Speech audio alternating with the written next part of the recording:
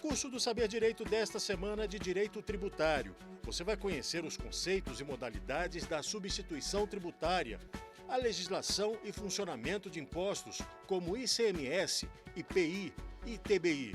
E ainda a inteligência artificial utilizada na fiscalização.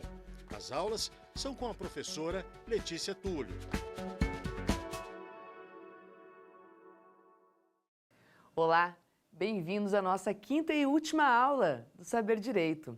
Estamos tratando sobre direito tributário ao longo dessa semana e o tema escolhido foi responsabilidade por substituição tributária. Nossa quinta e última aula, ela tem um condão um pouquinho diferenciado. Eu, como professora, me sinto na obrigação de posicionar os alunos, os operadores e profissionais interessados nessa área no que está ocorrendo hoje para fins de fiscalização da tributação. Toda a parte de responsabilidade, ela vem sofrendo agora também um acompanhamento muito maior, por força do que está acontecendo na parte de entrega de obrigações, cruzamento de dados, ou seja, é o fisco e a inteligência artificial. Primeiramente, é importante que um gestor de empresa tenha noção da carga tributária geral, da incidência dos tributos, dos deslocamentos de competência envolvidos, porque tudo isso aqui tem um impacto muito grande dentro do fluxo de caixa de uma empresa, tá? Então, hoje em dia, a avaliação dos tributos dentro dos negócios jurídicos, ela é fundamental. Antigamente, nós tínhamos um parâmetro, ou seja, toda essa parte que eu vou estar aqui trabalhando com vocês ao longo dessa última aula, eu tinha um interesse, um foco de interesse basicamente exclusivo do pessoal do escritório de contabilidade ou aqueles que trabalham nas áreas fiscais das empresas. Este era o público, tá? Nós não tínhamos um interesse maior da parte de gestão ou até mesmo da parte dos advogados que trabalham na área. Tá? Mas hoje é essencial o conhecimento de como funcionam as declarações e os processos para que se possa ter uma dimensão melhor para poder trabalhar de uma forma muito mais produtiva, otimizando os procedimentos e tendo realmente um planejamento tributário eficaz, legítimo, que realmente possa trazer aí uma diferença, uma produtividade mais interessante para uma empresa, oferecendo como até um trabalho, se for o caso, tá? Então, o conhecimento da área fiscal, que nós chamamos, que é essa que vai trabalhar aqui com as entregas das obrigações, desses tributos que nós trabalhamos aqui ao longo da nossa aula, tem hoje a interação do pessoal do departamento financeiro, porque eles precisam compreender como é que funciona essa situação. Por exemplo, quando eu trato do ISS, às vezes, dentro dos departamentos financeiros, costuma-se ocorrer um erro muito recorrente. O financeiro, ele exige nota fiscal para fins de pagamento. E não é assim que funciona. Eu tenho nota fiscal, que é uma obrigação acessória, sempre que eu tenho fato gerador ou quando a legislação tributária permite a emissão desse documento. Vou dar alguns exemplos aqui para vocês, tá? Quando eu falo em permite a utilização. O ICMS, o M do ICMS, na verdade, ele significa mercadoria. Então, é um imposto que ele não tem a incidência na circulação, por exemplo, de um bem, tá? Então, não temos incidência de ICMS na circulação de bens do ativo imobilizado de uma empresa.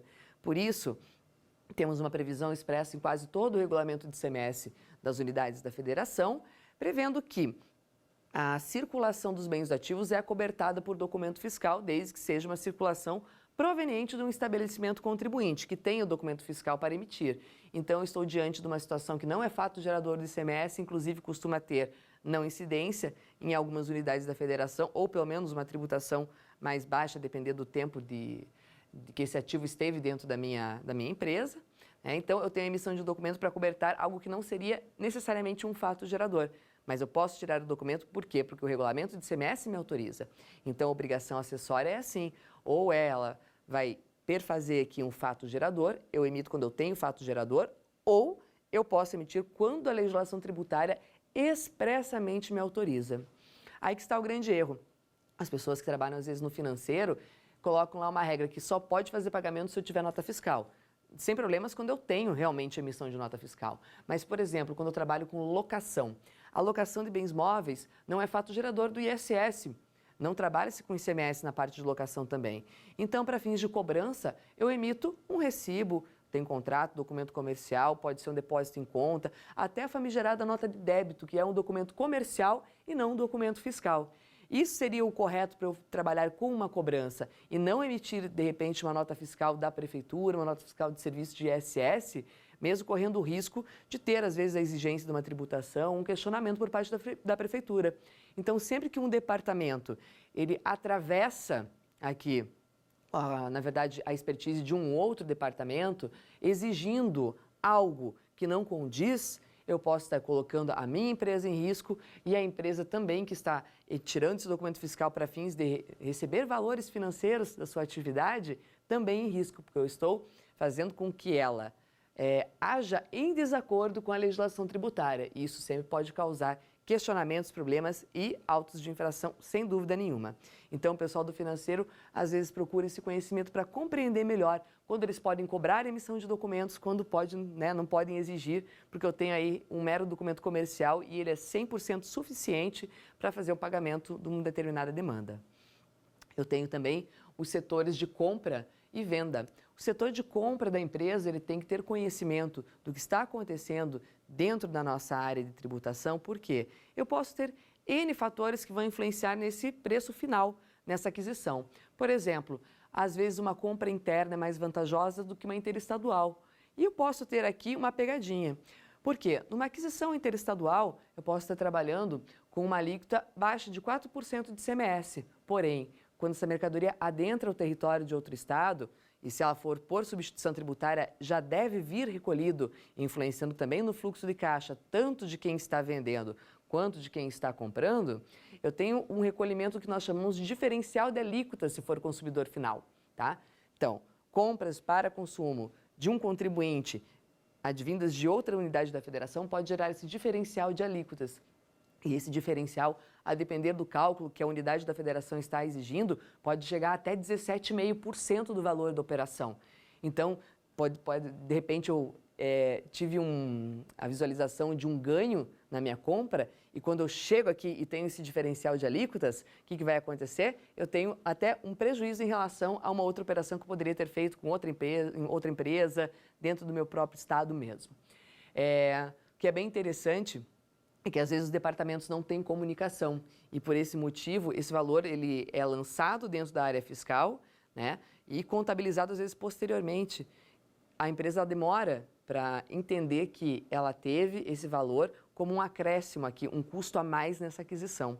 E daí a formação de preço do produto, na verdade a aferição de lucro de uma empresa pode estar sendo trabalhada de forma incorreta porque ela está desconsiderando aqui esse custo a mais em alguns materiais que ela pode estar adquirindo, né? Quando eu falo em uso e consumo, geralmente são valores baixos, mas quando eu falo em ativo imobilizado, é mais complicado. Lembrar que o uso e consumo também é dependendo dos estados, ele tem uma interpretação bem ampla aqui, então temos que tomar muito cuidado quando nós falamos dessas compras. Orientar o departamento de compras é fundamental. Mesma coisa o departamento de vendas da empresa, porque o departamento de vendas tem que entender como ele vai formar bem o seu preço. Como é que ele vai saber se é monofásico, ou seja, se eu tenho tributação de PIS e COFINS ou é uma alíquota zero que eu vou ter que estar informando dentro aqui da fórmula do meu markup. Vamos dizer que eu tenho aqui um ICMS por substituição tributária, o vendedor ele tem que saber, porque ele vai negociar com esse valor.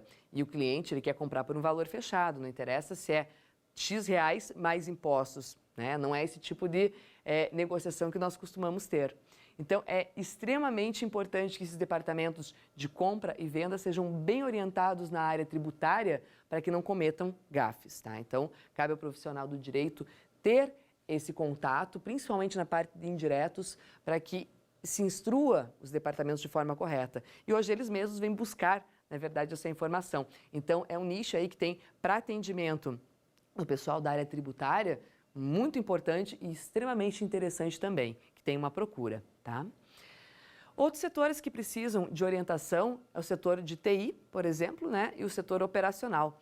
O setor de logística de empresa, né, o setor, né, de estoques, eles têm que ser muito bem orientados também por conta da recepção de documentos e de ajustes que eu tenho que fazer em relação a obrigações acessórias novas que surgiram ao longo dos últimos anos. Um exemplo delas para o pessoal que trabalha com essa parte de estoque é o bloco K.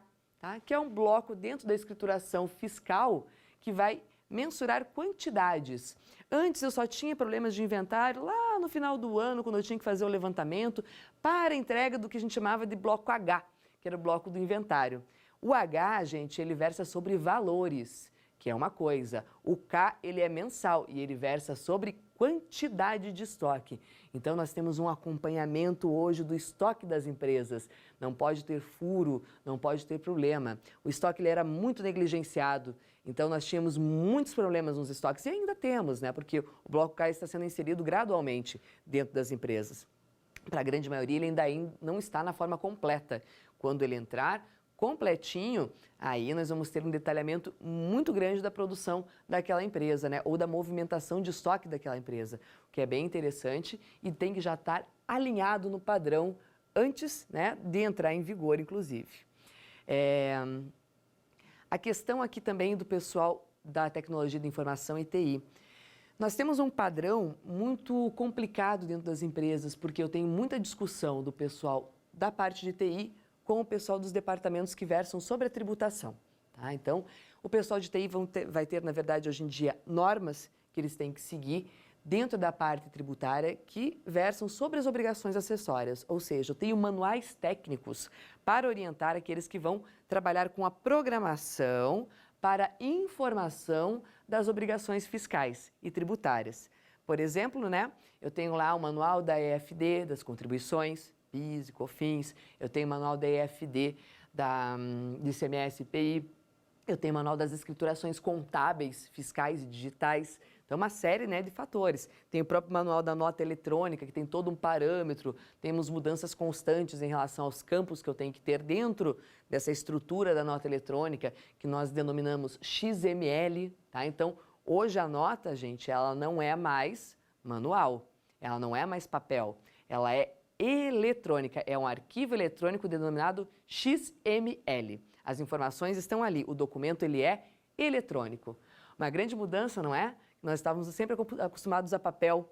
Então, hoje eu até tenho a representação gráfica dessa nota, que se chama DANF. Então, se você vai fazer uma aquisição e adquiriu algo com uma nota fiscal modelo 55, que é a nota eletrônica, você pode até receber um papel ali junto, que é a demonstração gráfica do documento, que se chama DANF, tá? Que é um documento auxiliar da nota eletrônica.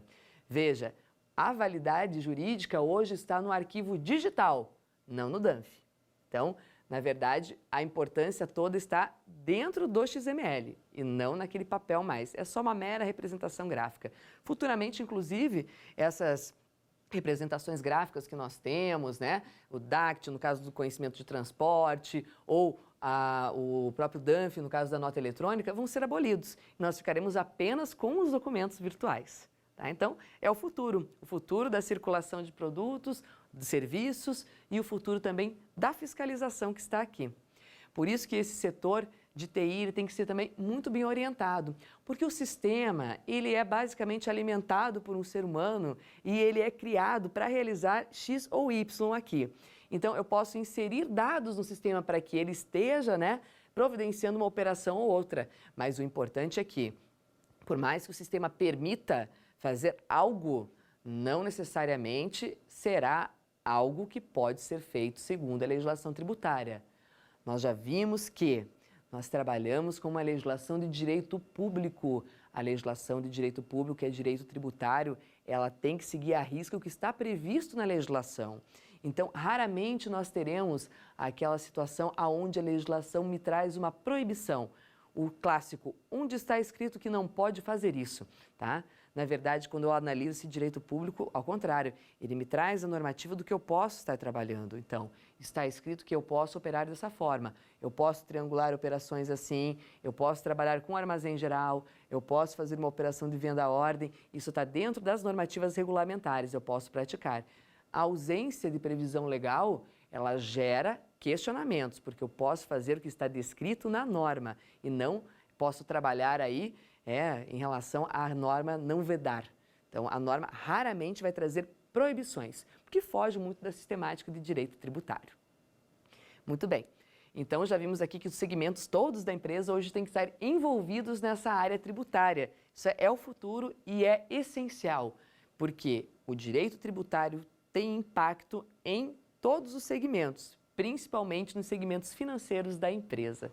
Tá? Então, é uma área de interesse geral, com muito campo de atuação para o aluno que está interessado em ingressar, só que tem que estar ligado nessas novas diretrizes eletrônicas para que não entre já no mercado de trabalho defasado, ok? Então, vamos lá. O gestor, hoje, dentro de uma empresa, ele tem que ter essa compreensão da legislação de direito público para que ele não incorra em erros de programação para fins de planejamento tributário. Às vezes eu faço um planejamento tributário lindo, maravilhoso, só que daí eu recaio em problemas operacionais que podem ensejar passivos completamente indesejados dentro das empresas aqui.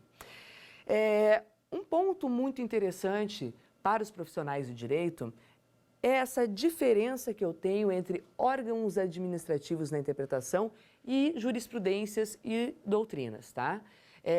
Geralmente, o órgão de administração, ao exarar aí soluções de consulta, entendimentos formais, vai puxar muito aqui a questão da arrecadação de tributo.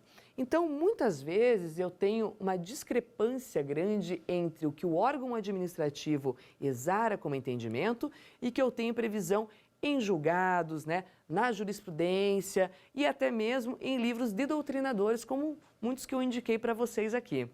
Então, não estranhem em se deparar com esse tipo de situação, porque ela é muito comum.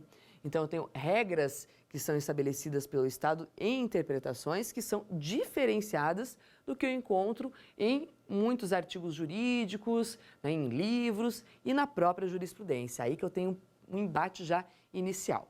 Então, nem sempre, quando eu tenho uma discussão, eu vou conseguir um êxito na área administrativa. Por isso que nós temos, né, a nossa área judicial para trabalhar aqui com outros argumentos na parte de direito tributário. É um universo muito amplo também para fins de atuação. Tá? Eu tenho que ter, então, essa diferenciação. Eu tenho que ter análise também da legalidade das próprias legislações internas. Nós temos que compreender que nós viemos num ambiente de guerra fiscal. Tá? Então, o profissional hoje ele está situado dentro deste ambiente todo de guerra fiscal entre os estados. Nós temos hoje o advento de uma lei complementar que veio tentar pacificar um pouco essa situação, trazendo um calendário, inclusive, de escalonamento para o encerramento dos benefícios que foram concedidos pelos estados dentro desse nicho de guerra fiscal, para que eles sejam eliminados e a gente tenha a possibilidade de, uma hora, ter uma tributação um pouco mais unificada e um pouco mais uniforme aqui. Tá? Então, quando eu estou fazendo um planejamento tributário que envolve algum risco, né, nós tínhamos inclusive isso muito mais forte antes do advento da lei complementar, nós temos a necessidade de alertar aqueles que estão trabalhando que eu posso estar trabalhando com algo, uma legislação tributária passível de questionamento, né, posterior por outro estado. São situações onde nós falamos da glosa de crédito. Então, dependendo do planejamento que eu faço de aquisição ou de venda, eu posso estar criando um passivo, não em relação ao meu estado que colocou aquela legislação estadual como incentivo, mas com outro estado que não gosta daquela legislação, porque para ele está dando prejuízo, está tirando empresas do seu território, né? Está prejudicando as suas operações internas. Então, até isso, eu tenho que ter a capacidade de observar uma legislação tributária e averiguar se ela é legítima ou não de acordo com as regras federais, porque se não for, sim, a adoção da mesma envolve riscos. Pode ser que eu tenha um parâmetro de defesa muito bom, então isso tudo tem que ser alegado e deixado muito claro aqui. Cabe ao gestor da empresa ter também a dinâmica de conversa com os seus advogados, com os seus departamentos jurídico, fiscal, para que ele possa ter essa compreensão, saber quando aplicar, quando questionar, fazer uma análise dos riscos envolvidos nessas operações, nesses planejamentos. Muito cuidado hoje também, quando eu falo em planejamento tributário, porque eu jamais posso incorrer em técnicas de evasão. Vou trazer aqui alguns conceitos para vocês, tá? Então, eu trouxe primeiro o Hugo de Brito Machado, que vai colocar para você a expressão evasão tributária designa a fuga ao dever de pagar tributos. Tem sentido amplo e, assim, abrange tanto as condutas ilícitas quanto as condutas lícitas também. Então, planejamento tributário, a obra Elisão e Evasão, do ano de 2006, de Hugo de Brito Machado, que fica aí também como uma recomendação para vocês, tá? Para Lívio Augusto de Silos, temos: por evasão fiscal, entende-se as práticas ilícitas adotadas pelo contribuinte com o objetivo de evadir-se do cumprimento da obrigação tributária relacionada ao pagamento de tributo. Então, no planejamento, eu nunca posso incorrer em uma evasão de tributos. Tem que tomar muito cuidado. E nós sabemos, na verdade, que o planejamento hoje vem sendo muito acompanhado. Então, eu tenho que ter outros fatores que vão estar trabalhando com ele aqui. Por exemplo, fatores logísticos, questões comerciais, operacionais. Eles justificam também a questão de da imposição de um planejamento. Não só essa questão de diminuir a carga tributária envolvida. Tudo isso aqui tem que ser, na verdade, feito de uma maneira uniforme. Por isso que vai envolver, né, vários setores dentro da mesma empresa. Bom, quando nós falamos dessa questão da fiscalização, eu preciso situá-los para que compreendam o porquê que nós estamos neste pé hoje. O Brasil, ele tem uma característica cultural, né, onde um empresário acaba alegando a questão da carga tributária elevada, que ok, nós sabemos que a nossa carga tributária realmente não é uma carga baixa, é uma carga tributária alta e dá um impacto, com certeza, nos negócios jurídicos praticados pelas empresas, né? Ele tem essa cultura, muitas vezes, de reclamar da carga tributária, vamos colocar assim, e tentar buscar soluções que não são as mais adequadas. Obviamente que nós estamos falando aqui de evasão, de sonegação, tá? Então, por exemplo, eu tenho práticas tributárias fraudulentas que são amplamente conhecidas, como meia nota, que é o carregar um caminhão com uma quantidade de produtos e tirar uma nota fiscal apenas declarando metade. Hoje em dia isso daqui é impossível de fazer, mas são questões culturais que vêm de muito e muito tempo, gerando autos de infração gigantescos já, né? Desde muitos anos atrás. A questão de estar modificando objeto empresarial ali, né, dentro do contrato social de empresa, para que eu possa enquadrar num regime ou em outro, por exemplo, enquadrar no simples, atividades que não podem, só mudando objeto, mas praticando ainda aquela atividade. É o clássico jeitinho brasileiro que tem, né, essa atuação ao longo dos anos aqui.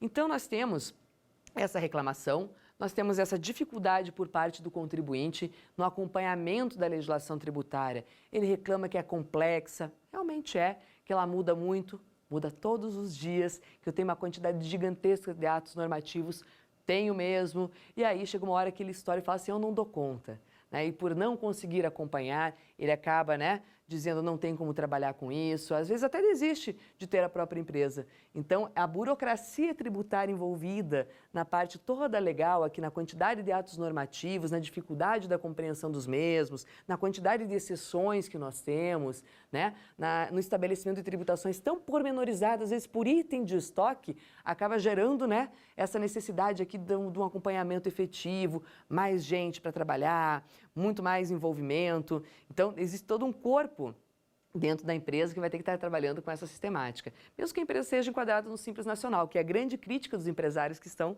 trabalhando nesse segmento, tá? Então, nada disso, na verdade, vai ser desculpa para a gente deixar de seguir os parâmetros de fiscalização que nós temos hoje em dia, porque eu não posso alegar a dificuldade de acompanhamento dos atos normativos, a alta carga tributária, né, a elevada, o impacto financeiro que ela vai ter dentro dos meus negócios, como forma de não observar o que está descrito nas normas ou não cumprir as obrigações tributárias acessórias pertinentes àquele tributo, né? Na verdade, são desculpas. Podem ter, assim, um padrão de legitimidade, mas são desculpas para que eu não observe o que está dentro da normativa.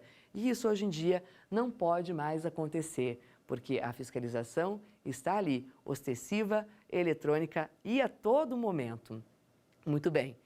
Questionam também porque muitas vezes os dados informados são repetidos. Eu faço uma informação numa escrituração, eu repito esse dado numa outra declaração posterior. Por que eu tenho essas obrigações, esses dados dentro das obrigações informados de forma repetitiva? Para que eu possa trabalhar justamente com o que a gente chama de cruzamento. Tá? Então, eu declaro um valor, isso aqui era comum no ICMS um tempo atrás. Eu tinha a guia que eu entregava com apuração, né, que era um espelho do meu livro de apuração de ICMS, e já gerava a guia de recolhimento, que a gente chamava de GIA ICMS. Em alguns estados eu ainda tenho a previsão de GIA, inclusive. E eu tenho a EFD, que é a Escrituração Fiscal Digital.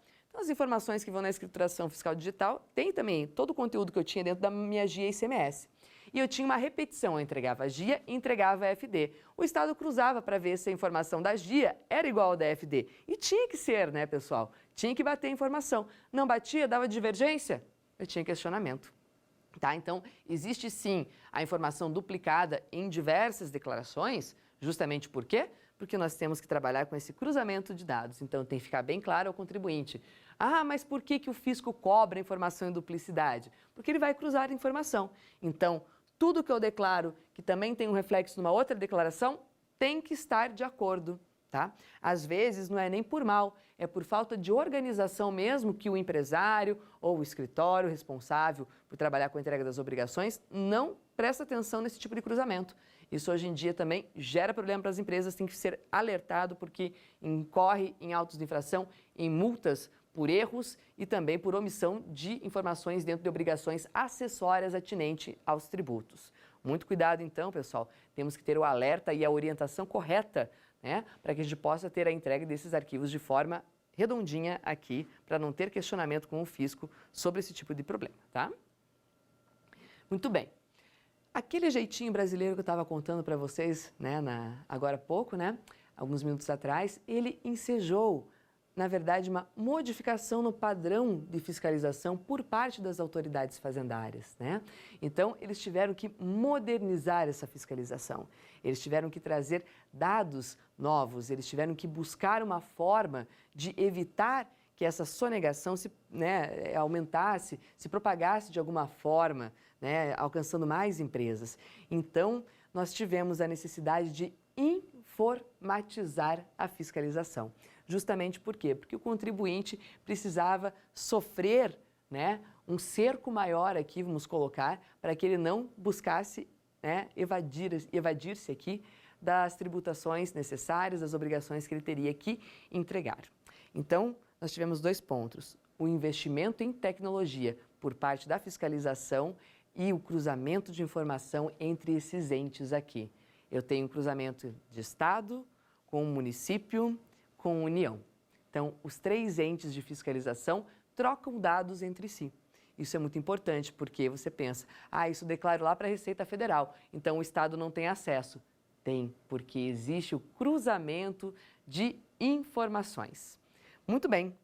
Então, o que aconteceu? Nós temos um parâmetro novo aqui. Nós temos hoje as secretarias de Fazenda investindo em tecnologia e o advento, obviamente, da internet que trouxe, né, essa compreensão global aqui, geral, gerando mais informações, uma coleta maior de dados. Antigamente não tinha uma coleta tão grande de dados assim por parte das empresas, que gerou, na verdade, a criação de algo que nós denominamos hoje de projeto SPED, tá? Você já deve ter escutado, pessoal, às vezes fica louco. Não posso fazer nada porque eu estou fazendo o SPED, eu estou entregando o SPED, né? Então, daí que vem. Hoje em dia, as informações todas estão dentro, né, dessa nova sistemática denominada SPED. Vamos falar um pouquinho sobre ela agora aqui. O que significa SPED? Sistema Público de Escrituração Digital. Na verdade, nós já tivemos uma grande movimentação que começou em meados de 2002, 2003, culminando com a implementação em 2007 deste projeto. Veja, ele já está em andamento há muitos anos, né? Então, quer dizer que os últimos 5 anos da empresa, que geralmente ensejam aqui fiscalização, já estão, na grande maioria, cobertos, né, por essa nova sistemática de fiscalização eletrônica. Por isso que nós temos que ter cuidado, inclusive, com o que nós já entregamos lá atrás, de repente averiguar, verificar aqui se eu não tenho que retificar, já recolher espontaneamente alguma diferença, para que eu não seja alvo depois de uma fiscalização ou de um auto de infração indesejado, tá? Na sequência, nós tivemos, então, essa implementação. O decreto que instituiu foi o 6.022, do ano de 2017. Veio, então, buscar essa modernização da entrega das declarações eletrônicas destinadas aqui aos nossos órgãos de fiscalização. O projeto SPED, ele teve início com 3 grandes projetos. O primeiro, a Nota Fiscal Eletrônica, ou NFE, que já trouxe aqui a questão de passar rapidamente os dados em relação às operações praticadas pelo contribuinte. Antigamente, o fiscal tinha que ir até a empresa, solicitar aquela pilha de notas fiscais, verificar uma por uma ou buscar aqui dentro das escriturações, né? Algo nesse sentido, buscar os arquivos eletrônicos. Hoje em dia, já não funciona mais assim. Hoje em dia, quando o contribuinte emite a nota fiscal, já se transmite um XML e esse XML, naturalmente, chega à fiscalização, já fica aqui bem adequado com os dados que nós estamos trabalhando dentro da coleta de informações e ele já consegue verificar se tem algum problema. É imediata, transmitiu o arquivo, bateu já dentro da casa da fiscalização aqui, tá? Lembrando que, obviamente, eu tenho a transmissão de dados aqui de um lado para outro. Então, o Estado ele transmite as informações também, né, para o município, se for o caso, se for de interesse, e entre as esferas de fiscalização. Segundo projeto foi a escrituração contábil digital, que seriam aqui as modernizações das grandes escriturações contábeis que nós temos, as movimentações contábeis, os livros contábeis, que mexem aqui diretamente com a parte das receitas das empresas, balanços, balancetes, livros diários, né? São esses livros contábeis, que a grande maioria dos profissionais de direito tem pavor, né? Não gostam de falar em livros contábeis, não gostam de pegar balancete para fazer análise e tudo mais. Mas muitas vezes a questão de atuar na área tributária está diretamente ligada a esse tipo de análise. Então é algo que nós temos que enfrentar para poder muitas vezes atender bem os nossos clientes, não? A escrituração fiscal digital, que ela veio modernizar justamente as escriturações fiscais, que são a entrega das obrigações ligadas a esses tributos, como ICMS, IPI, né, as contribuições, PIS e COFINS. Essas escriturações fiscais também foram modificadas. Então, a ECD, a EFD e a NFE. Tudo em sigla nós falamos aqui, tá? Então, a nota fiscal eletrônica, a escrituração contábil digital e as escriturações fiscais digitais. Na verdade, o projeto SPED ele é gigantesco, gente. Eu vou ter aqui, por exemplo, conhecimento eletrônico de transporte, que vai pegar toda a movimentação da carga das empresas. E eu tenho dentro das obrigações das transportadoras uma nova obrigação fiscal, que se chama MDFE. Esse manifesto, ele conta, na verdade, todo o trajeto do caminhão. Então, uma empresa transportadora ela pode ter carga de várias empresas dentro dela, né? Então, dentro do caminhão pode estar levando carga da empresa A, B e C. Então, ele tem vários trajetos. Esse manifesto, ele conta exatamente como será o trajeto desse caminhão aqui. Toda vez que tem uma parada, eu carrego, eu troco de motorista, eu tenho que encerrar o manifesto e colocar outro. Por isso, está sempre acompanhando o que está acontecendo com aquele caminhão. Então, além do conhecimento, eu tenho o MDFE. Quer dizer que hoje eu tenho o seguinte cruzamento: nota eletrônica, conhecimento de transporte, MDFE. Então, 3 obrigações que eu entrego simultaneamente, basicamente aqui, que eu tenho um cruzamento imediato das mesmas. Tem que estar tudo bem alinhadinho. A escrituração contábil fiscal, que ela é uma escrituração da parte contábil também, mas com dados, né, fiscais. A EFD contribuições, que vai fazer a declaração das contribuições aqui, como por exemplo PIS e COFINS, você declara nessa escrituração fiscal. A EFD ICMS IPI e a EFD REINF, que talvez os profissionais estejam já escutando muito falar agora nos últimos tempos. Eu vou falar especialmente da REINF daqui a pouquinho com vocês. A E-Financeira, que vai declarar aí que as operações financeiras. O E-Social, que também todo mundo está com muita dor de cabeça aqui, que vai mexer muito com a legislação trabalhista, né, previdenciária, trabalhista. Então, as questões ligadas a E-Social, a gente fala que é folha de pagamento. Opa, então quer dizer que eu já tenho um dado aqui também, que os órgãos de fiscalização vão estar dentro aqui da minha empresa, sabendo como é que é a minha parte de folha. Com certeza, é o E-Social aqui. A nota fiscal de consumidor eletrônica, que nós costumamos ter aquela informação, se nós desejarmos, do CPF na nota, que questionam para nós, né? Quer o CPF na nota? Nós estamos declarando basicamente aqui, vinculando aquela compra ao nosso CPF, que é o número grande de controle que nós temos junto ao Brasil, né? Aqui a nossa movimentação financeira. A nota eletrônica, então, que é a NFE, que eu já falei para vocês, e a nota fiscal de serviço eletrônica implementada por muitas prefeituras já.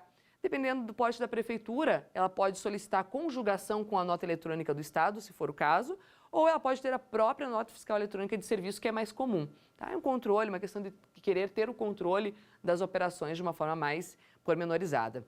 As operações sujeitas ao ICMS-IPI, NFE modelo 55. As operações já sujeitas ao ISS, nota fiscal de serviço eletrônica, que é a nota municipal, de natureza municipal, porque o ISS é de administração municipal.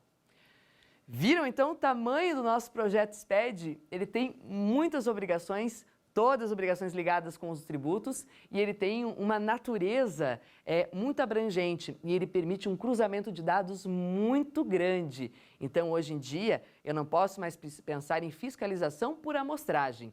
A fiscalização, ela é real, ela é imediata e ela ocorre a todos os momentos, a cada operação do contribuinte. Essa é a realidade que nós temos que trabalhar hoje dentro do planejamento. Então, nesse primeiro momento, vamos passar para o nosso primeiro quiz para testar os conhecimentos de vocês.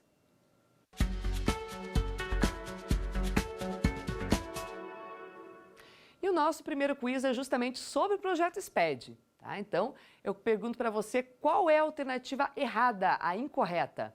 O projeto SPED teve 3 grandes pontos iniciais: a NFE, a EFD e a ECD. A nota fiscal eletrônica, a escrituração fiscal digital e a escrituração contábil digital.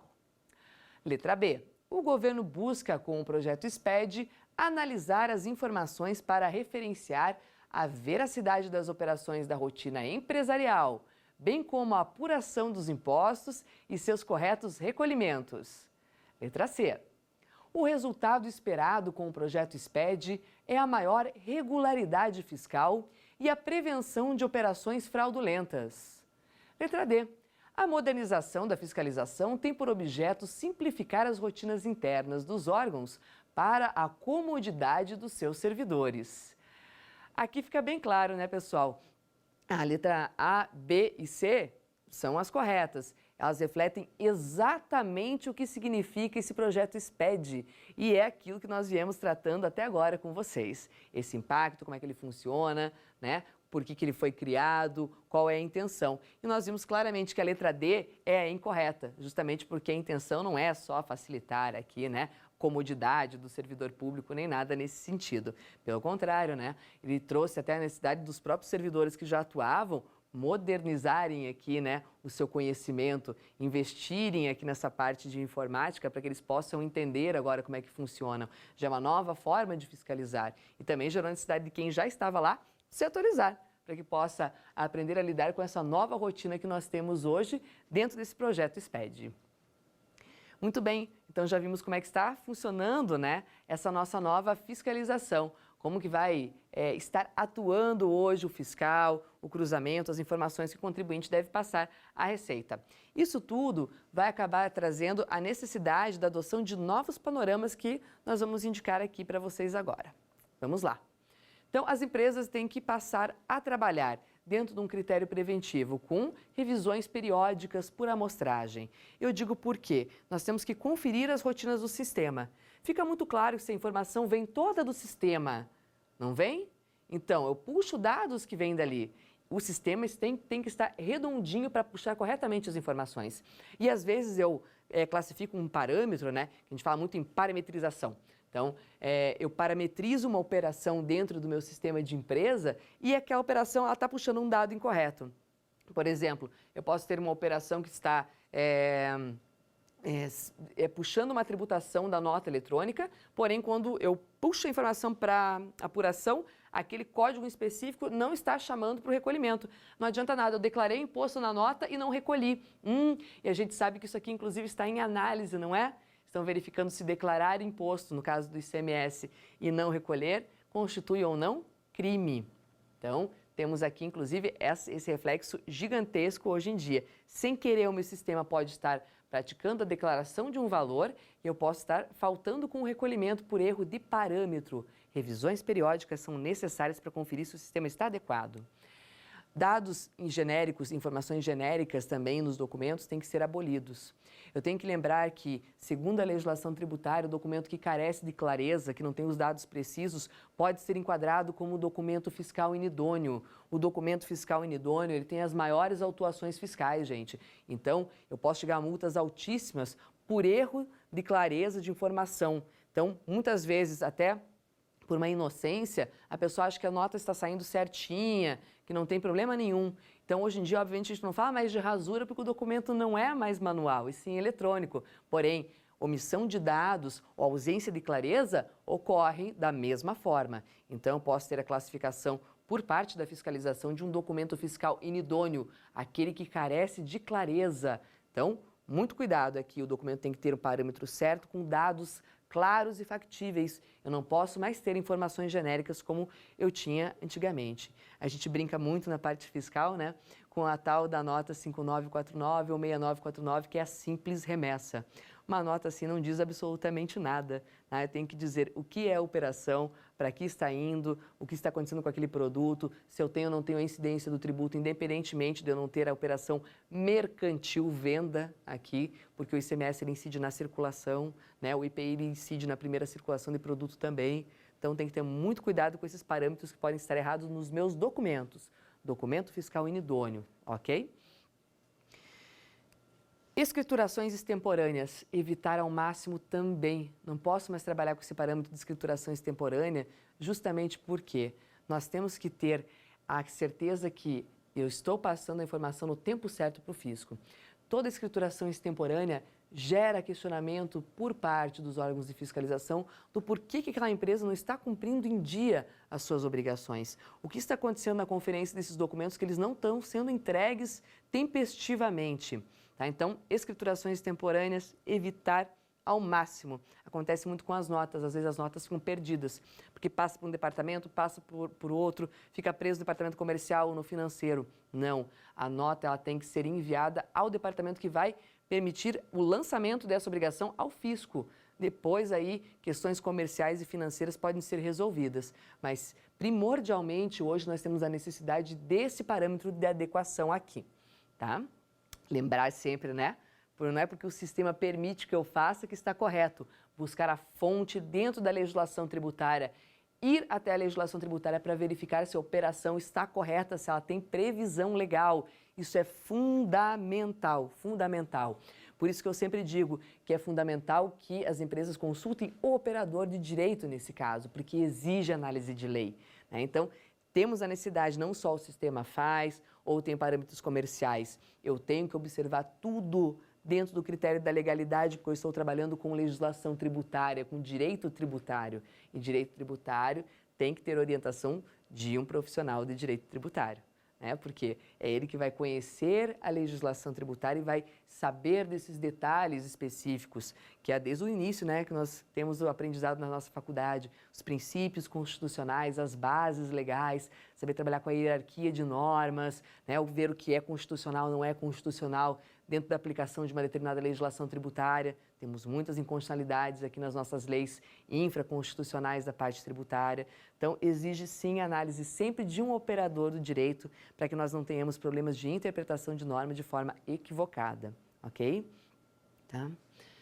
Então, dentro da questão da gestão de empresa, eu tenho aqui a informatização das obrigações, eu tenho, na verdade, a substituição hoje da gestão fiscal, que é menos pessoal e mais informatizada, né? Então, os dados são inseridos em sistemas, o sistema gera, na verdade, essas obrigações todas, as guias e tudo mais.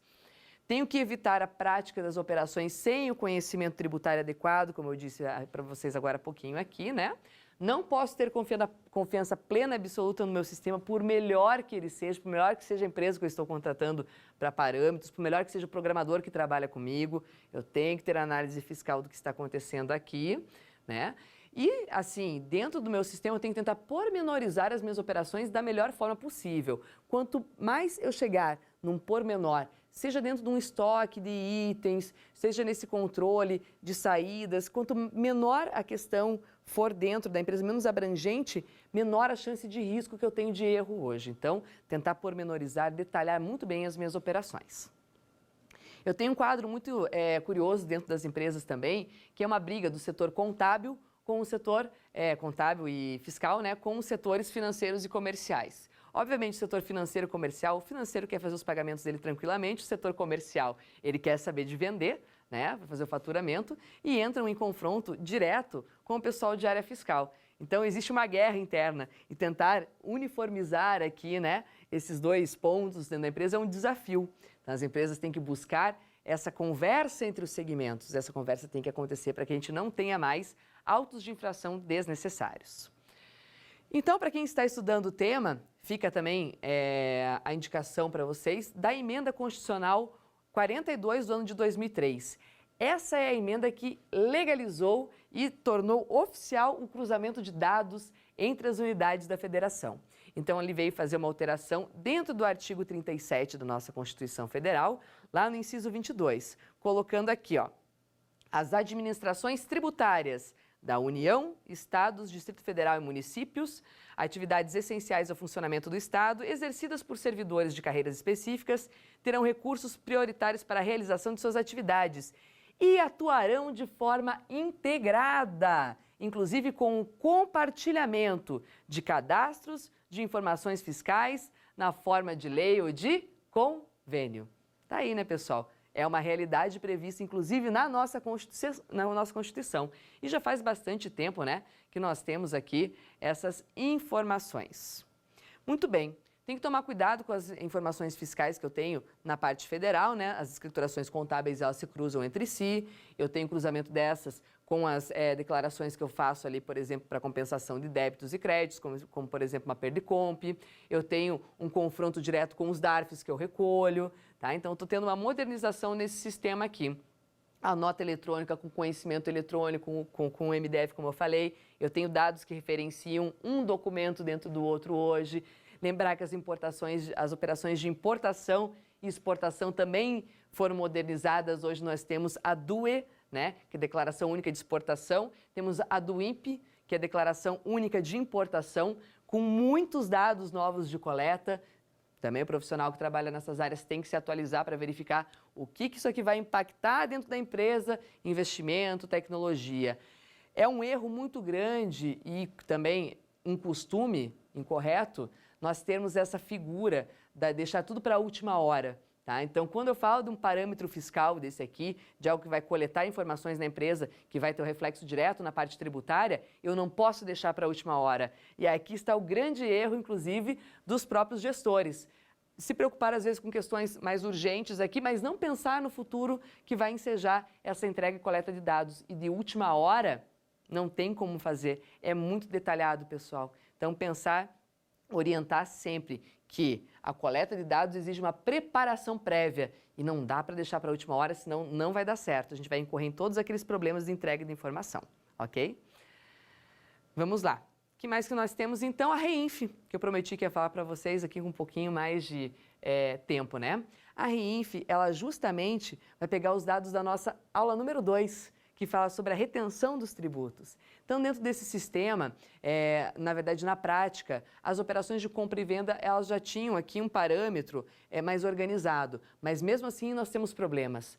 Agora, a parte de contratação de serviços é terrível, carece de dados, carece de controle nas empresas. E hoje em dia, com a REINF, acabou, pessoal, porque eu tenho que ter um controle na recepção das notas de serviço. Já viram que fazer a análise, né, na nossa aula número 2, se tenho retenção, se eu não tenho, exige dados, clareza nos documentos que eu estou recepcionando, o que gera um problemão, porque as empresas vão ter que mudar as rotinas para bem cumprir aqui a entrega da REINF. E eu tenho um controle, porque, embora ela vai aglutinar as informações de retenção do documento, ela tem que observar os parâmetros de cada legislação. Então, para INSS uma coisa, Imposto de Renda Retiro na Fonte outra, PIS/PASEP e Contribuição Social e COFINS outra, né? Então, cada legislação com o seu parâmetro, tudo já aglutinado de informação hoje dentro da REINF. A REINF ela tem uma estrutura um pouquinho diferenciada. Na verdade, ela vai trabalhar com envio de blocos. Então, ela não trabalha com aquela situação que o contribuinte já está meio acostumado, que é assim, você tem uma informação toda aglutinada, que ela é enviada ao fisco e passa por um programa validador. Tá? Então, se monta toda aqui a tua declaração, passa por um programa validador e aí depois ela é entregue ao fisco. Não, a REINF ele vai em bloquinhos, então eu crio os registros e já vou enviando. E depois ela vai sendo, né, basicamente montada já dentro mesmo, lá da recepção de dados pela própria fiscalização. Então ela tem uma estrutura diferenciada, ela exigiu um pouco de investimento das empresas porque eu tenho que criar um arquivo XML para essas informações e ao mesmo tempo ela gerou essa mudança na dinâmica. Então o que precisa hoje? Organização e uma necessidade de adequação em relação à coleta correta de dados, contratação, contrato, que foi tudo que eu fiquei batendo na aula 2 com vocês. Então, qual que é a estrela, na verdade, aqui na parte de fiscalização eletrônica para serviços agora? É a REINF.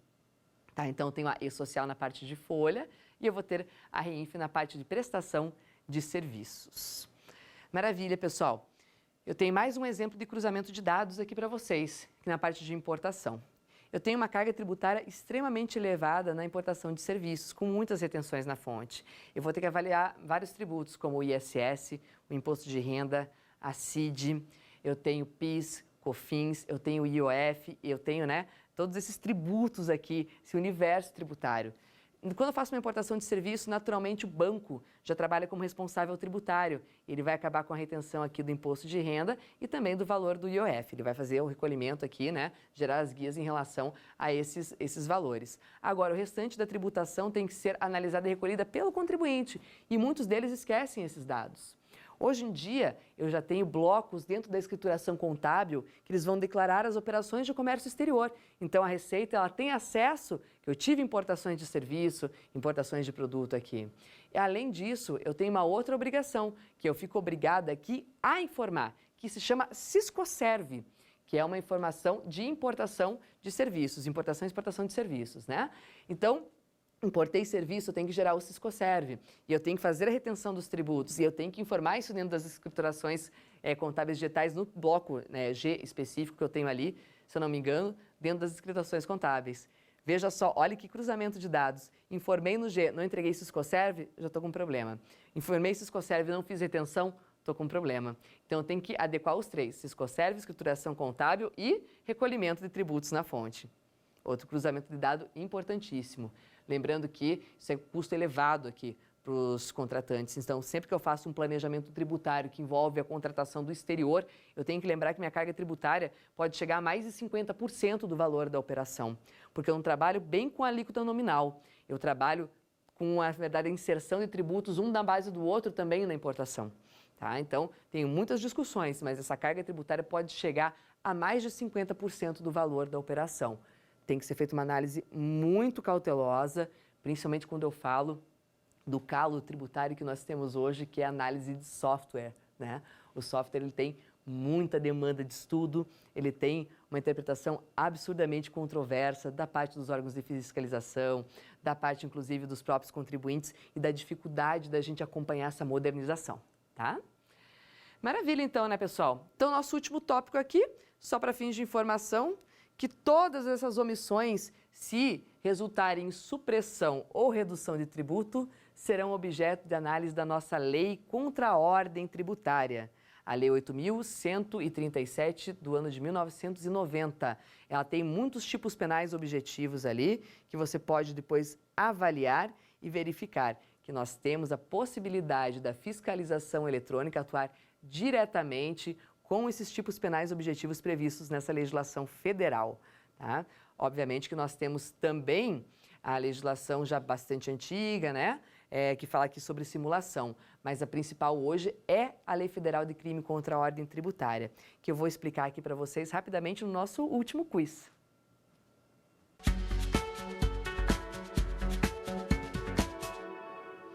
Eu disse para vocês que a Lei de Crime contra a Ordem Tributária ela tem vários tipos penais, Então, vamos lá. Vamos ver aqui, dentro dos tipos penais que nós temos, o que esse nosso exercício vai colocar. Eu peço para você informar o incorreto. Então, vamos lá.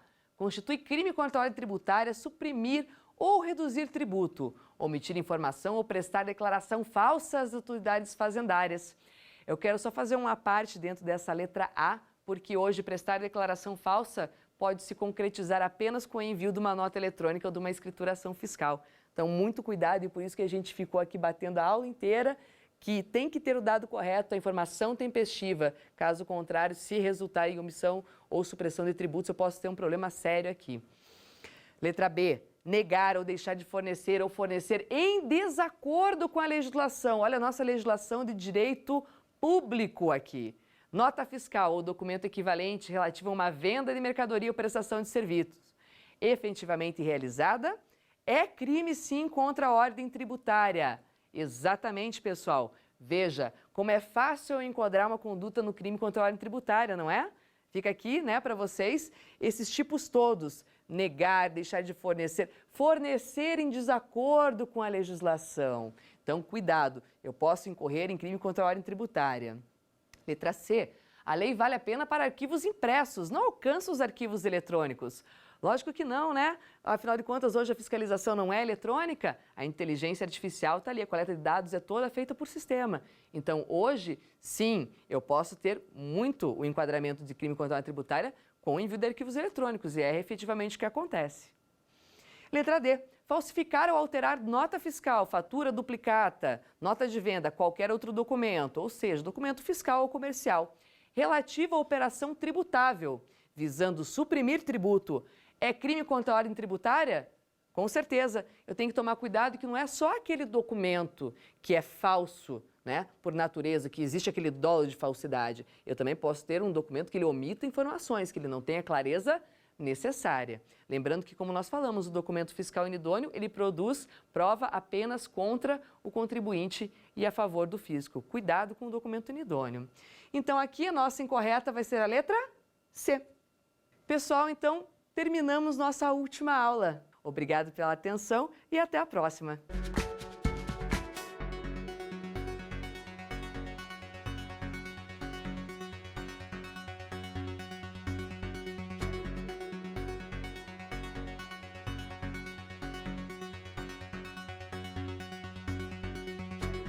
Gostou das aulas? Você pode dar sugestões de temas que quer aprender no Saber Direito. Escreva pra gente, o nosso e-mail é saberdireito@stf.jus.br ou entre em contato pelo nosso WhatsApp. O número é este que aparece na tela. Você também pode estudar pela internet. É só acessar tvjustiça.jus.br e ainda reveja as nossas aulas no canal do YouTube, TV Justiça Oficial.